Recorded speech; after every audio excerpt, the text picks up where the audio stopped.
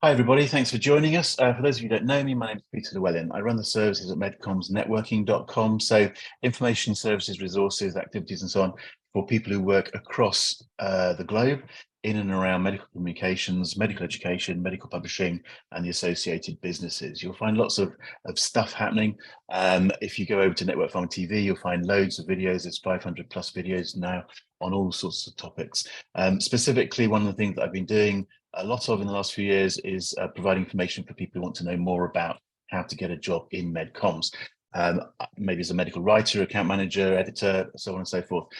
You'll find a lot of information at FirstMedCommsJob.com. Details of careers guides, details of meetings, and so on and so forth. So if you're interested in joining MedComms, I hope you'll take a chance to have a look at those resources. Specifically today, I'm delighted that we've got Hannah and Holly from Zenopa. And what we're doing today is we're talking, just to try and talk through some top tips, interview technique, researching the marketplace, how to put a CV together and so on. If you're looking to come into MedComms, we're going to have a short presentation, a couple of slides, but importantly then a question and answer session. Members of the audience that are with us today, please do use the boxes to send in your questions and we'll weave that into the conversation. Okay, so without further ado, I'm going to hand over to Hannah to kick us off. Perfect. Thank you very much, Peter.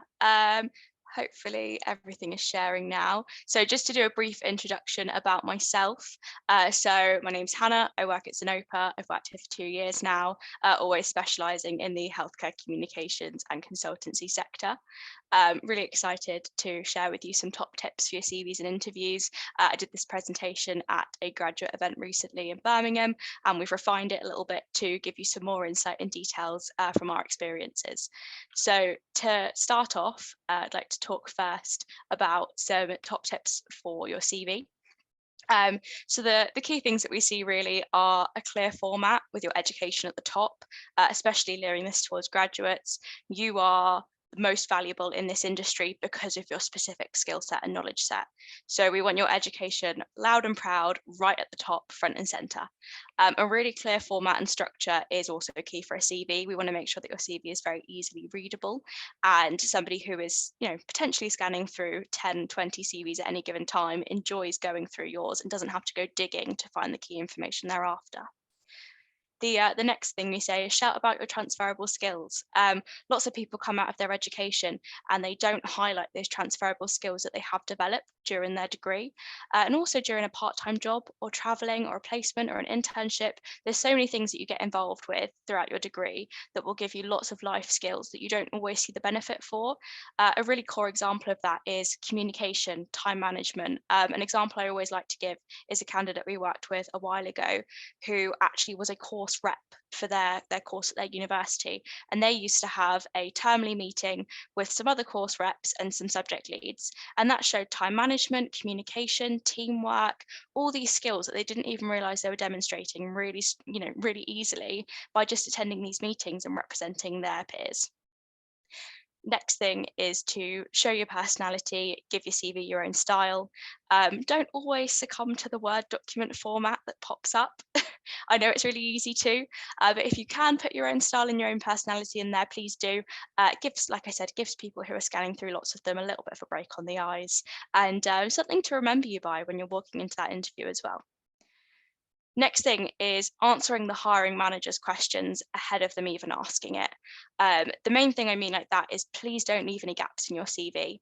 Lots of people have a part-time job throughout university or they volunteer and they think, oh, that's not relevant to the job I'm applying to, and they just skip it off. But actually, it's all valuable experience. It all adds to that piece earlier about bringing up some transferable skills. And also, it doesn't leave any question marks. A hiring manager would much rather know that you had a part-time job and you were committed to something rather than wondering, why there was a random gap in your CV. Final thing I would say on your CV is have links. Have links, make reference to everything. If you've got a LinkedIn account, link it.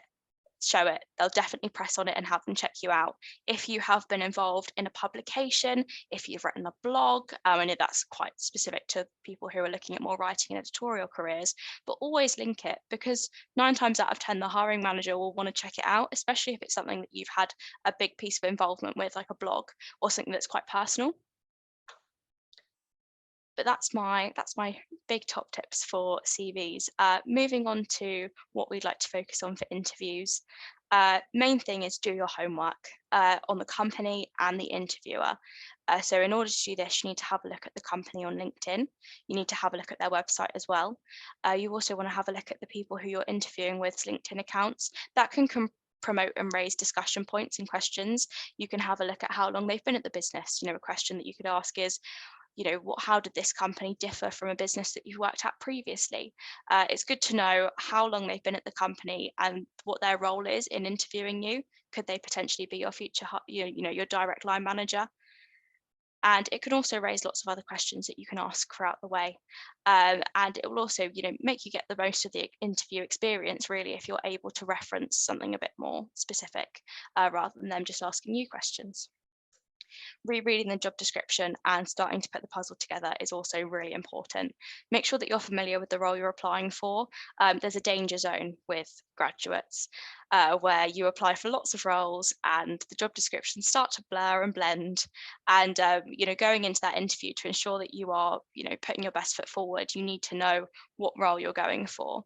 But also having that extra read before you go into that interview can help you draw those parallels between your own skills and expertise and what it is that the role's seeking ultimately.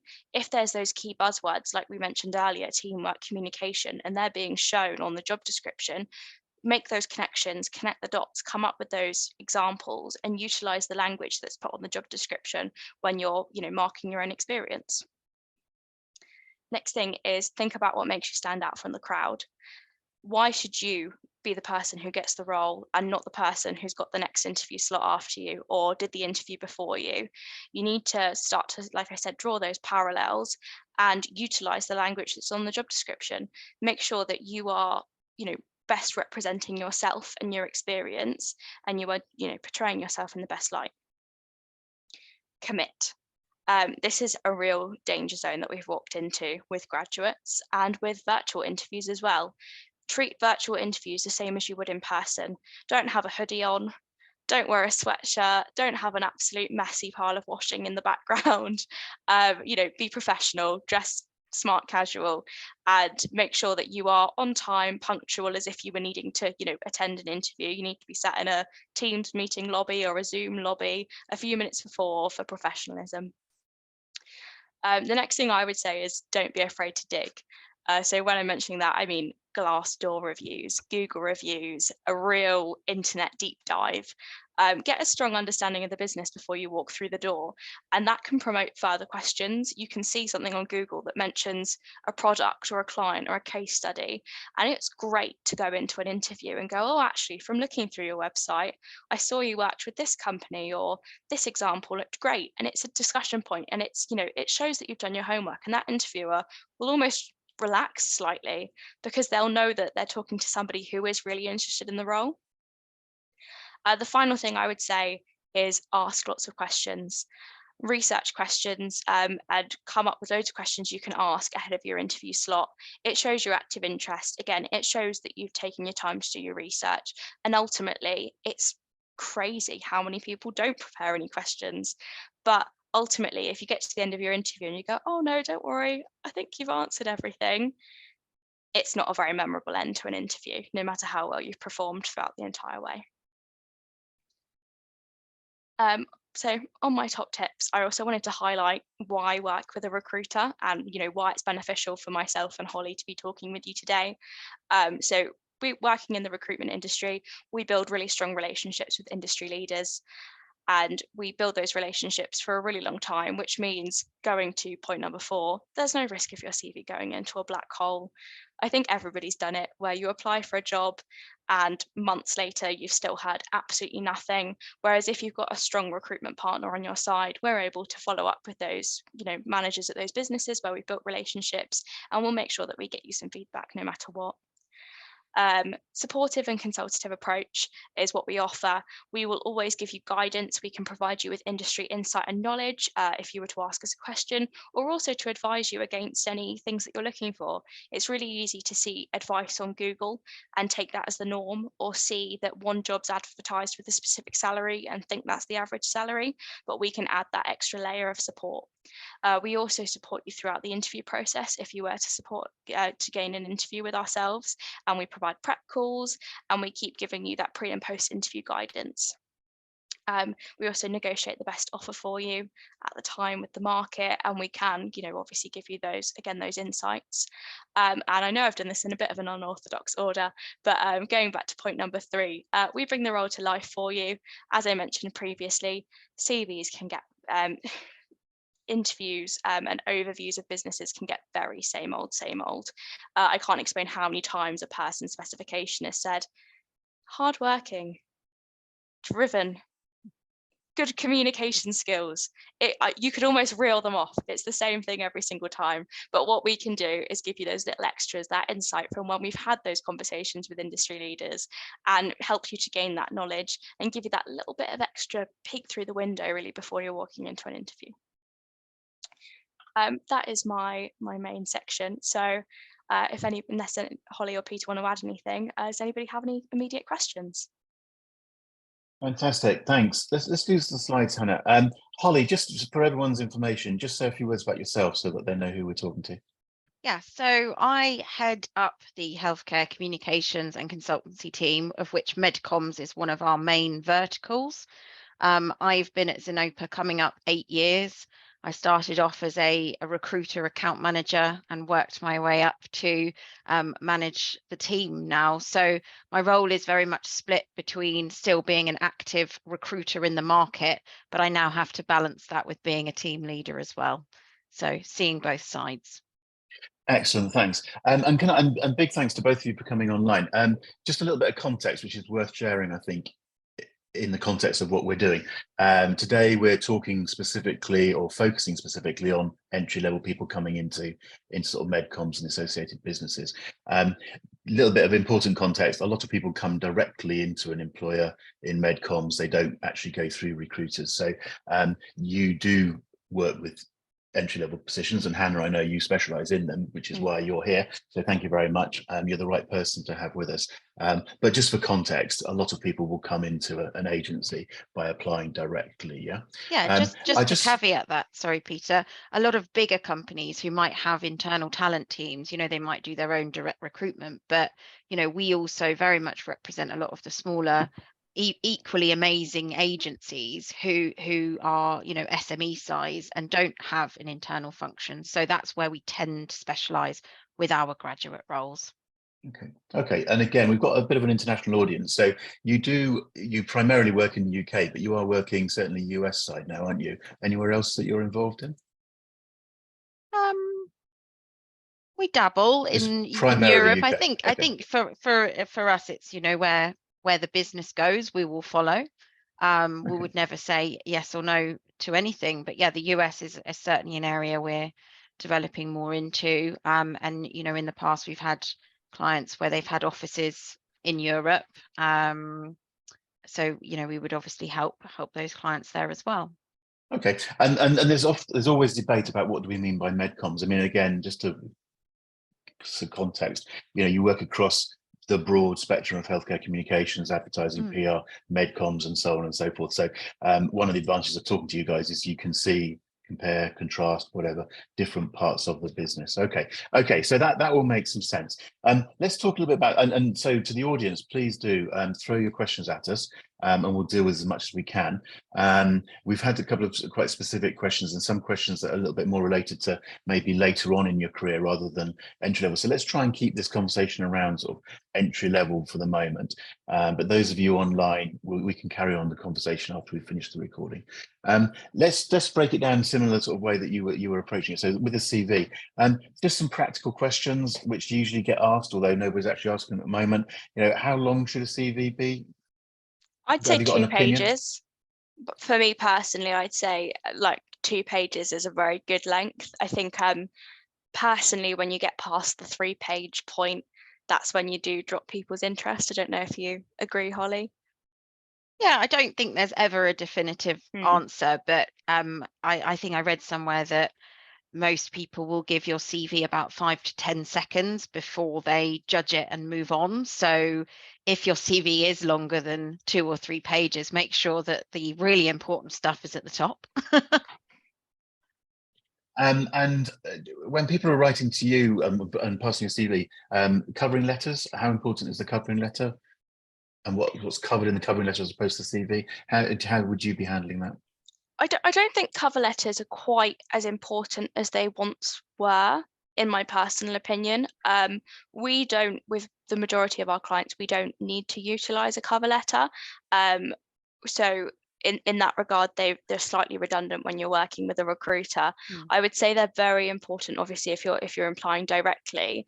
I think a core thing that lots of people forget to do in a cover letter is make it company specific.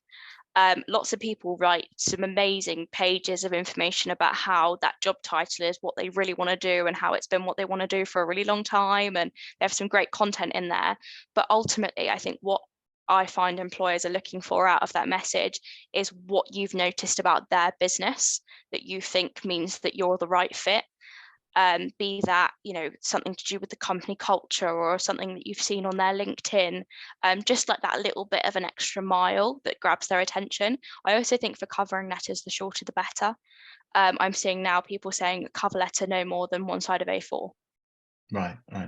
Just out of interest, again, I've heard controversy over this in the past and debates, as it were. Where do you sit in terms of providing photo with your CV? No. Unconscious bias, we'd remove it straight away before we even send it over to a client. Okay. And a lot of clients are actually more and more these days asking for no names, no gender references, no age references. So yeah, even if someone came over with a CV, we say, oh, they look nice, but then for us, we would remove that. I know it's standard in some places in Europe, not in the UK, so I wouldn't want to penalize anyone for that, because I know some places you have to do that. But for a UK application, we wouldn't. Just out of interest, and I might be asking a stupid question here. I often do. I know that. But I think, and I think you said this in what you were saying, Hannah. Add your LinkedIn details, for instance. I mean, I would imagine people go to a LinkedIn profile more or less automatically to find out about the person. Yeah. That's got everything. That's got that's got photos, ages, all sorts of stuff there. So I'm just slightly intrigued about that. Sort of no CV, no age, no whatever, and yet all that information is there on your LinkedIn profile, which you would basically recommend somebody presumably provided. So is that a conflict in there, or am I just being a bit stupid about that? I think it's for us as a recruiter, we need to do what we can to remove any potential opportunities for unconscious bias. So on that basis, we would remove a photo, we would remove education dates that would indicate age. Like Holly said, some companies don't even want a name, they just want an overview of your experience. So I think obviously you put that all on your LinkedIn. That's not something that we can control. And obviously I would recommend having a really in detailed LinkedIn, because some people do prefer the LinkedIn format to a CV. But I don't know if you have any thoughts on that, Holly. I think it's something that we do due to our processes more than any. Yeah, but a lot of it comes from what the client wants as well. I think when candidates are applying to a recruiter, it's often nice to share their LinkedIn profiles so we can see and make that call to register that person. But I wouldn't necessarily then share the LinkedIn link on an application. But certainly, for you to share as much as you can possibly with us to start with, because at the point of us speaking to you, we would then have a full registration call and we would write what you are in effect doing in a cover letter, but based on the conversation we've had with you as a sales pitch to why you're being sent to a client. But yeah, looping back to LinkedIn, I typically wouldn't include them in a CV application unless I felt it was going to really, really enhance that applicant. Okay, and maybe this is just a process thing. So coming through a recruiter is going to be different to going directly to employer, and so on and so forth. I mean, basically, would your advice be, accepting what you've just said, your advice would still be, if you're trying to get into MedComms, probably any job these days, having a LinkedIn profile is a very useful thing to have. 100%. Sort of thing, yeah? I'd say it's probably more important than anything else, but purely as well, because if you have a LinkedIn profile, you have access to so many resources, groups, jobs, I think some of the best jobs you'll find will be posted on LinkedIn, but direct by companies and by recruiters. So there's such a wealth of knowledge. I think it's worth having one as a job seeker. Yeah. And a lot of people do, but it's always intrigues me the people that don't actually, and why they don't. But I think as a recommendation, I certainly always say have a LinkedIn profile, as you say, and use the resources that are there. And then my sort of comment when I'm talking to someone is make sure the LinkedIn profile sort of aligns, and indeed your whole social media and whatever footprint aligns with what you're saying. So definitely. I don't know if you're contacting me about a medical writing job in MedComms, and I look at your LinkedIn page and see that you want to be a marine biologist in the Philippines or something, that doesn't exactly help, sort of thing. The other comment that I've heard a lot is that particularly with LinkedIn, someone can post a job on LinkedIn and 10 minutes later they've got CVs arriving, sort of thing, and you sort of immediately sort of go, well, these people haven't really thought about this, and sort of it's just a standard CV just gets thrown at us, sort of thing, rather than someone spending just that little bit longer to think about the job, to look at the job description, to maybe do a bit of research of the company and so on. I mean, would your basic advice be take a few minutes and think about what you're doing? Don't just whack in a standard line that you've sent to I don't know how many other people. Is that a fair bit of advice? Yeah, I think so. And what we often see as well is, certainly with graduates, they're open to lots of different areas, and that's absolutely great. But you need to think about the role you're applying for. So don't send a CV that says, I want to be a medical writer, if you're applying to a editorial assistant role or an account executive. Tailor your CV to the role that you're applying for, which I suppose is what a cover letter used to. But I mean, a LinkedIn application, I don't think there's even space for a cover letter based on what I see coming in from my applications. It's just a CV, and obviously you can then click the profile straight away and view that immediately. Okay. And back to this sort of size of a CV thing, which is there's no absolute answer, but say a couple of pages. And I think, Hannah, you said lots of links. So if you've got 40 references or something, I mean, some of the people that are trying to get into MedComms as a medical writer have a lot of publications that they've built up through their academic career. Don't just list them all out like in an academic CV, but you can provide a link over or something like that, so you can provide that information. You're nodding, so that just is all I think one thing I had a very interesting conversation with somebody about at the live Birmingham event, which is why I, like yourself, I really did enjoy that event and shout about coming face to face. But we talked about also looking at jobs that are within your remit. So if you are coming from a highly academic level and you are used to writing for academia or for a specific audience, when you are looking at that company that you want to apply for, it's a transferable thing. Have a look at a company that is writing for the same audience.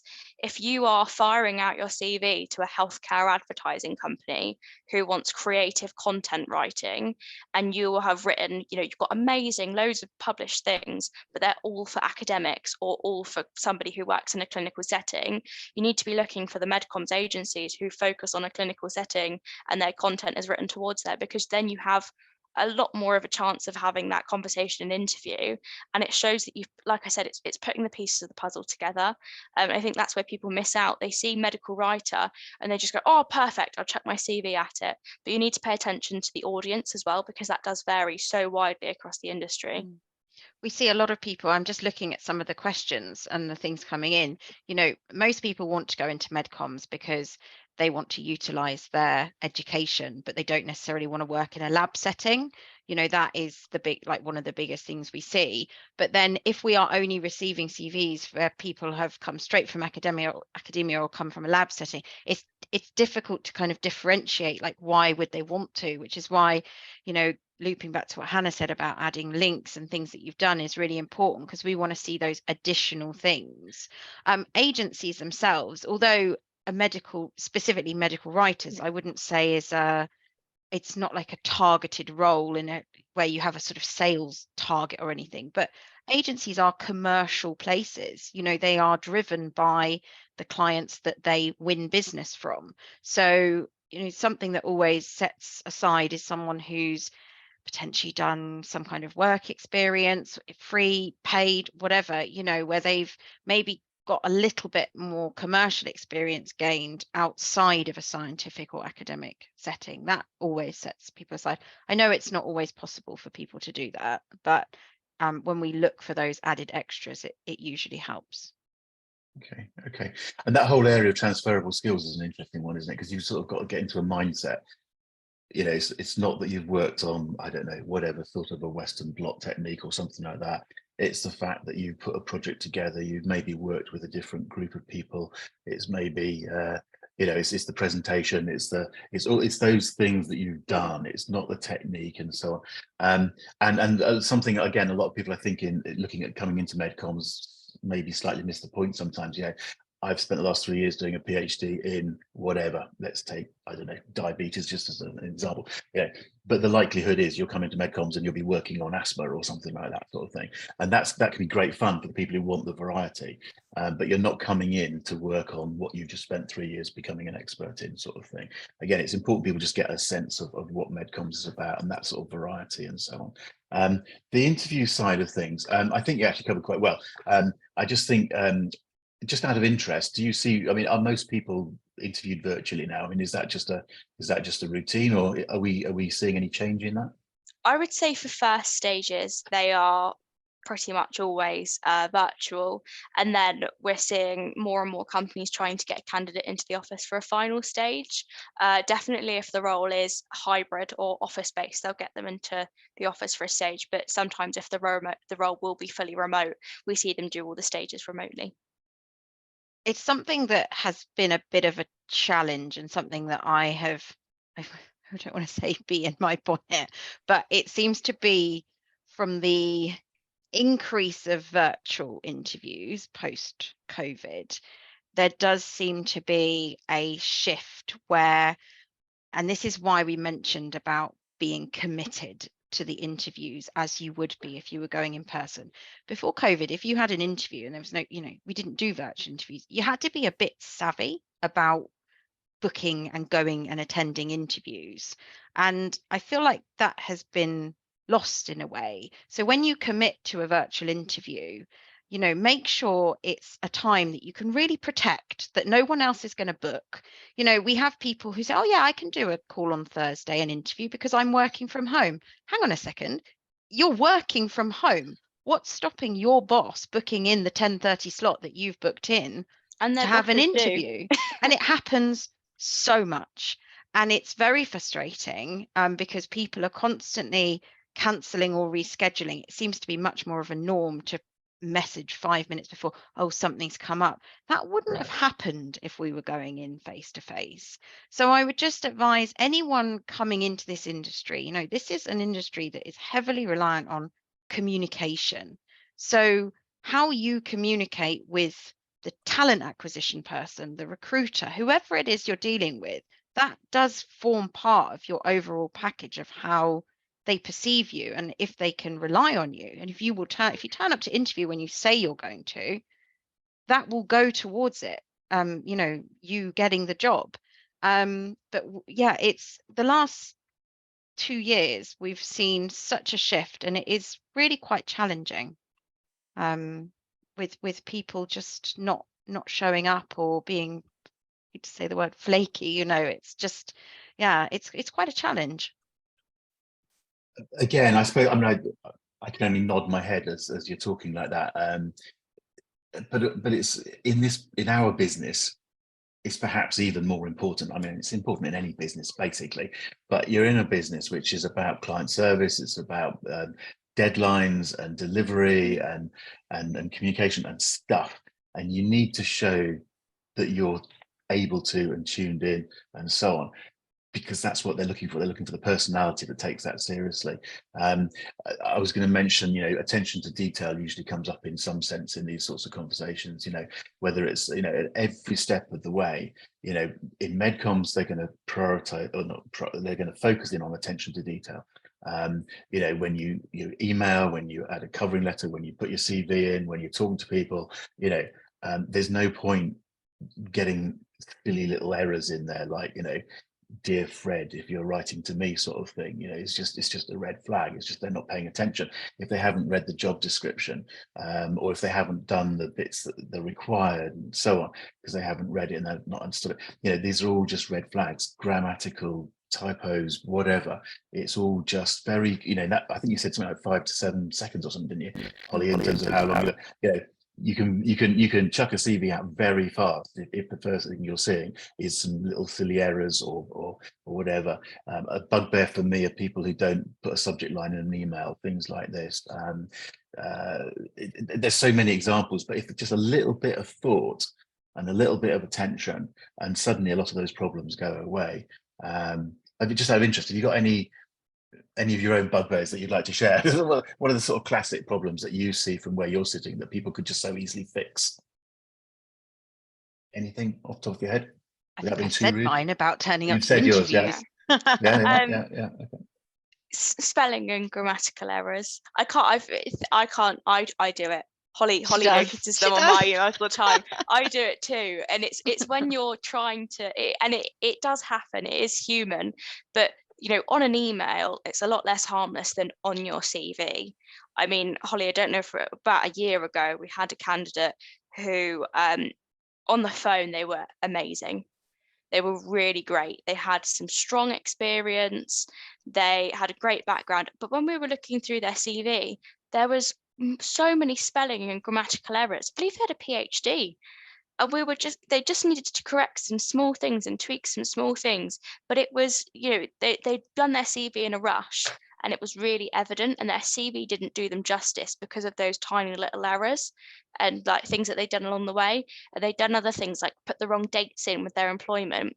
So when the client looked at their CV, the client searched up their LinkedIn, as lots of clients do, and the CV didn't match the LinkedIn because they'd gotten their dates the wrong way around because they'd rushed through it. And yeah. It's just a little errors. It's just such an easy excuse to chuck the CV to one side. And I think a little bit of thought is worth putting. I think if you're really dedicated to a hiring process, and you know, that's what we want to work with, the people that are really dedicated to making that change in their career. They're happy to set aside the time. And I'm thinking if you are really meaning to move careers and make that change, you know, a good CV and building those foundations, it's not as time consuming as you think it will be, but it makes such a difference moving forward. It's hard to talk about yourself, like it is, you know, so if you need somebody else to help you write your CV or check it over, like absolutely seek that support. Someone who knows you as well is good, because they can tell you all the good things about you. We're running out of time a little bit, so I want to talk a little bit about sort of researching the business, and there's a few questions that are coming we could probably cover on this. There was one really interesting one. Okay, well, let's start by talking just a little bit generally. I mean, and there's some obvious things that I would say to people. Yeah, these days you can research the business. And I produce a lot of information. There's other information out there, but let's plug what I do at FirstMedCommsJob and so on. There's a lot of information you can get. You shouldn't be sitting in a MedComms interview. You probably won't get to a MedComms interview, actually, if you haven't done some research and shown you have some understanding of the business. Yeah. One of the questions, or I think there's a couple of questions that come in about courses people can take, and you know, can we ramp up our CV raising by taking courses and things? There aren't really any magic courses, but there's a lot of courses, particularly within universities, where you can take, which is about writing up publications and stuff like that, which can certainly help and show aptitude and so on. There is an MSc, we should say, that's being launched in Dundee later this year. So let's just get our time frame right. This is August 23. So if you're watching later, go and see quite what's happened with that. And there's been a few attempts in the past, but there's no magic course. There's places like Emwa that run courses and so on. But just out from your point of view, what do you see people doing? Do you see people taking some of these? And there's certainly a lot of online courses that have to do medical writing. So do you see any particularly good ones or good advice for people then? I'm sure there's more, but what always interests me is when someone outside of their academic side has done something a bit entrepreneurial or been really passionate about science, like whether it's they've been part of writing an online blog to do with promoting science, or there's a group called Pint of Science, which I'm sure there's similar organizations, but it's, you know, around promoting science in a kind of more relaxed setting, and often people have been involved in that. I don't think it's a charity, I think it's just an organization. But Hannah said earlier, you know, if you've ever written blogs or been part of a university newspaper or anything like that, something that really shows your passion and gone that kind of extra mile. I do think a commercial setting does sometimes take the cake with this, though. There is lots of there is courses and things out there. I know that Word Monster do a medical writing course. I believe it's, I don't want to get it wrong, but I believe it's Aspire Scientific, who also offer a medical writing style course that you can do in ad hoc times. No. Aspire offer the Aspirations program, which is about offering effectively paid freelance work to academics who want but some you work can do experience that. a bit different. Lots of people do that, like in their evenings and things. It can do it around academia. I know that lots of So people it's really utilize that. But, it's effectively paid for freelance work. Whereas but, the Word Monster one is a course that people can buy and do. But I think just the point to make is that getting that experience from a commercial setting is, you know, it is always really promising. You know, internships, lots of companies are offering them more and more now. So, you know, building those relationships with people at these style of events, and, you know, popping the question, could I come and be an intern for a month? Could I do something for a couple of weeks? That's always, you know, takes the cake, in my opinion.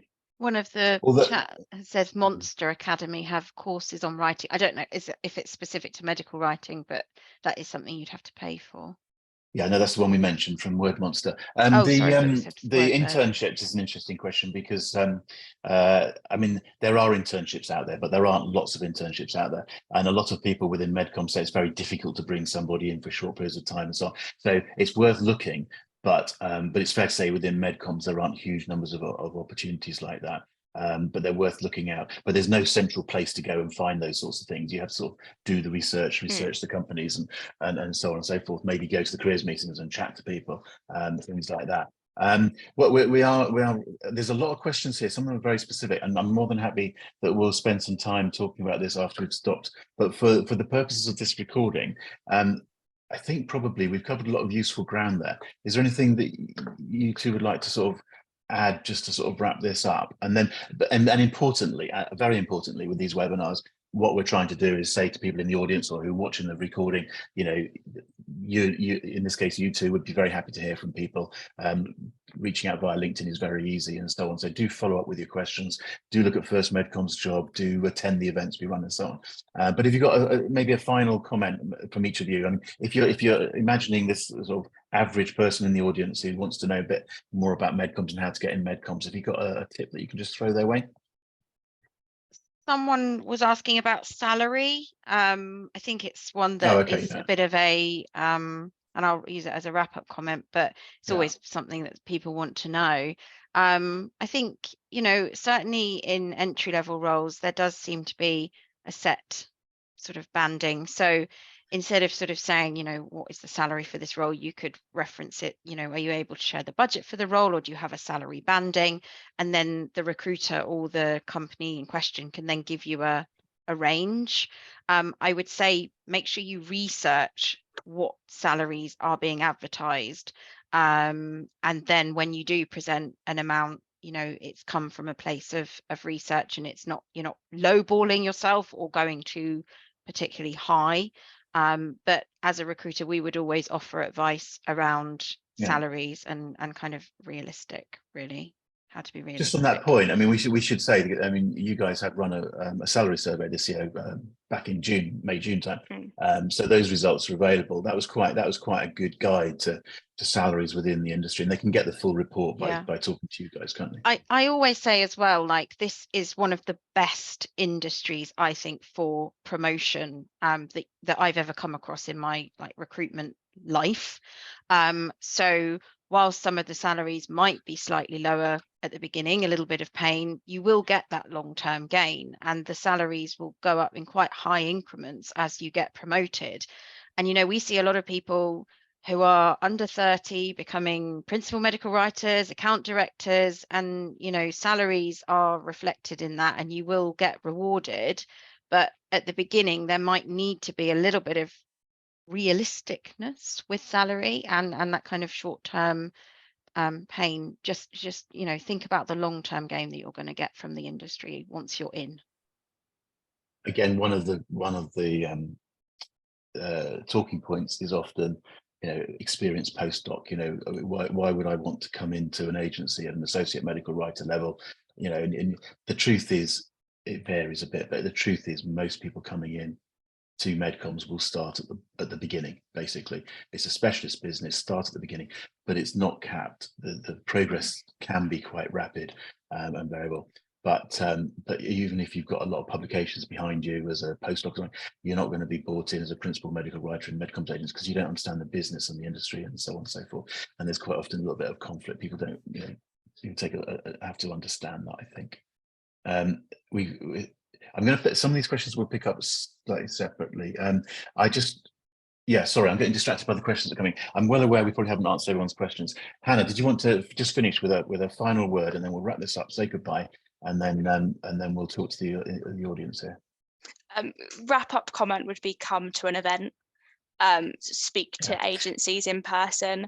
I spoke to, at the last event I attended, I spoke to a kind of a Peter success story who'd attended a couple of events, built up a relationship with a HR person who they'd seen consistently 3 or 4 times, and ultimately got their graduate job that way.